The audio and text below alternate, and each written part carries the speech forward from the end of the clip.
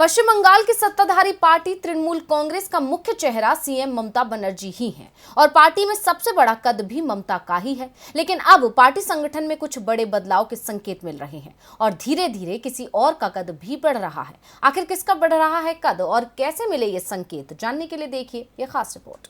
तृणमूल कांग्रेस के गठन के बाद से ही ममता बनर्जी पार्टी का मुख्य चेहरा और प्रमुख रही हैं। यानी पार्टी में उनके बराबर किसी का कद नहीं है। हालांकि पार्टी को इसका कई बार हर्जाना भी भुगतना पड़ा, क्योंकि पार्टी पर ममता का एक छत्र राज होने से दूसरे नेताओं की नाराजगी बढ़ी और उन्होंने पार्टी का साथ छोड़ दिया। लेकिन Mamata Banerjee one man show की तरह रही। लेकिन अब इसमें कुछ बदलाव होते नजर आ रहे हैं और जो संकेत मिल रहे हैं वो इस तरफ इशारा कर रहे हैं कि पार्टी में ममता बनर्जी के भतीजे अभिषेक बनर्जी का कद बढ़ रहा है। और ये अभी हाल में हुए मंत्रिमंडल विस्तार में भी देखने को मिला, जब शपथ ग्रहण के बाद नए मंत्रियों ने ममता बनर्जी के साथ ही अभिषेक बनर्जी का भी धन्यवाद किया, जबकि पहले ऐसा नहीं होता था। नए मंत्रियों में शामिल पार्थ भौमिक और बीरवाहा हांसडा ने कहा कि वो मुख्यमंत्री के साथ साथ अभिषेक बनर्जी की उम्मीदों पर खरा उतरने का प्रयास करेंगे।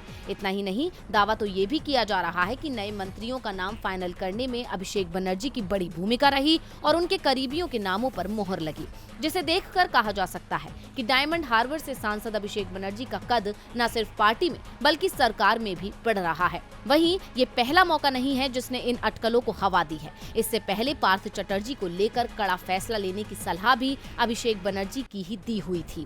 शिक्षक भर्ती घोटाले में आरोपी पूर्व कैबिनेट मिनिस्टर पार्थ चटर्जी को भी पार्टी से निलंबित करने के फैसले के पीछे अभिषेक बनर्जी का बड़ा हाथ माना जा रहा है। इतना ही नहीं, उनके निलंबन के बाद अभिषेक बनर्जी ने ही कहा था कि अगर वो निर्दोष साबित होते हैं तो उनको दोबारा पार्टी में लेने का रास्ता खुला हुआ है। ऐसे कई और उदाहरण हैं जो इस बात के संकेत देते हैं कि अब अभिषेक बनर्जी का कद बढ़ चुका है।